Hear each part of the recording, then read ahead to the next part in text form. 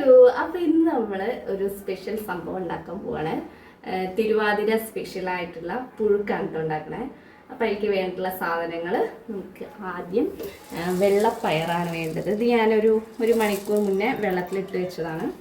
പിന്നെ വേണ്ടത് പച്ചക്കായയും പിന്നെ ചേനയാണ്. പിന്നെ കുറച്ച് നാളികേരം, കറിവേപ്പില, ഉള്ളി, ചെറിയ ഉള്ളി, പിന്നെ ജീരകം, അതൊക്കെയാണ് വേണ്ടത്. പിന്നെ ഈ ഒരു വെജിറ്റബിൾസ് നമുക്ക് വേറെയൊക്കെ കിഴങ്ങുകളൊക്കെ ഉണ്ടെങ്കിൽ യൂസ് ചെയ്യാം. ഞാൻ ഇപ്പോൾ യൂസ് ചെയ്യുന്നത് നമ്മുടെ കായയും ചേനയാണ്. പിന്നെന്താ വേറൊരു കിഴങ്ങുണ്ടല്ലോ, അതിന് പേരെന്താ, വേറൊരു കാവത്ത്, അതൊക്കെ വെച്ച് ഇത് ഉണ്ടാക്കും. പക്ഷെ ഞാനിപ്പോൾ ഇത് രണ്ടും വെച്ചിട്ടാണ് ഉണ്ടാക്കുക. ഓക്കെ,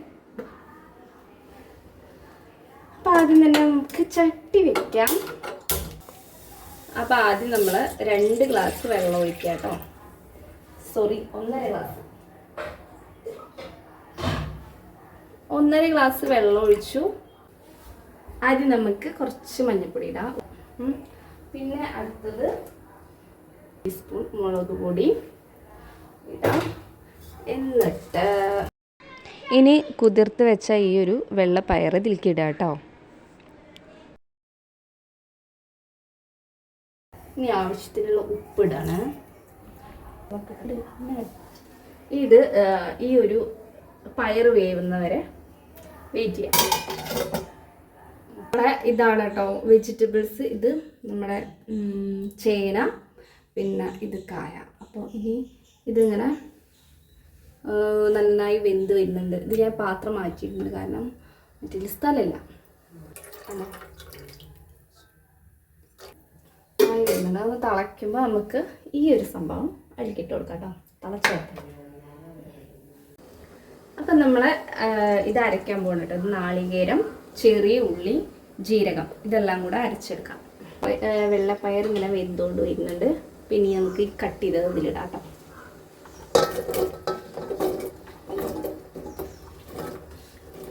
ഇനി ഇത് നന്നായി വേവട്ടെ.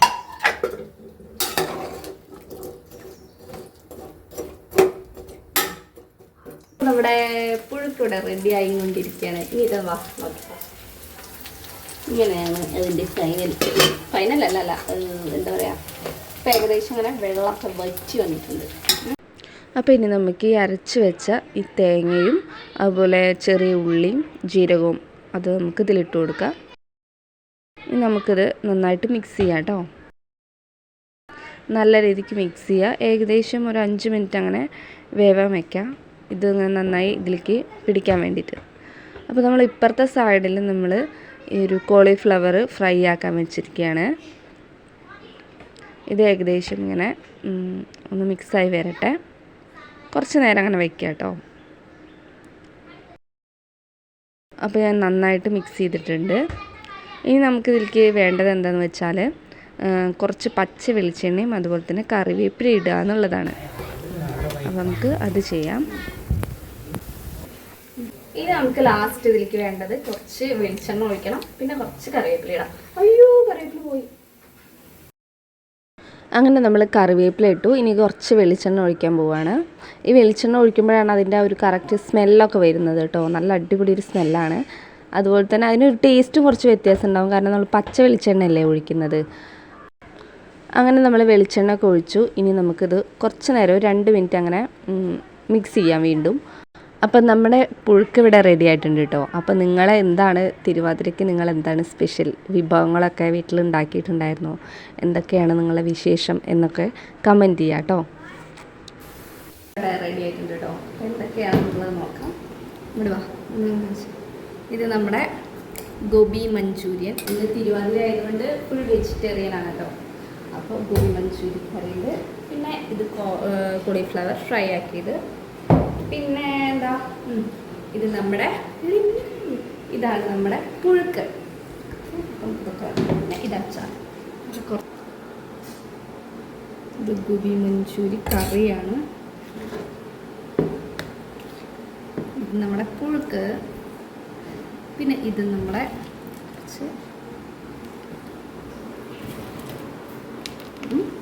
പിന്നെ കുറച്ച് അച്ചാർ. അങ്ങനെ നമ്മളെ പുഴുക്കൊക്കെ കൂട്ടി നമ്മൾ ഫുഡ് കഴിക്കാൻ പോവാണ്. അപ്പോൾ ഇന്നത്തെ വ്ളോഗ് ഇവിടെ അവസാനിപ്പിക്കുകയാണ്. നെക്സ്റ്റ് വ്ളോഗ് കാണാം. Tata bye.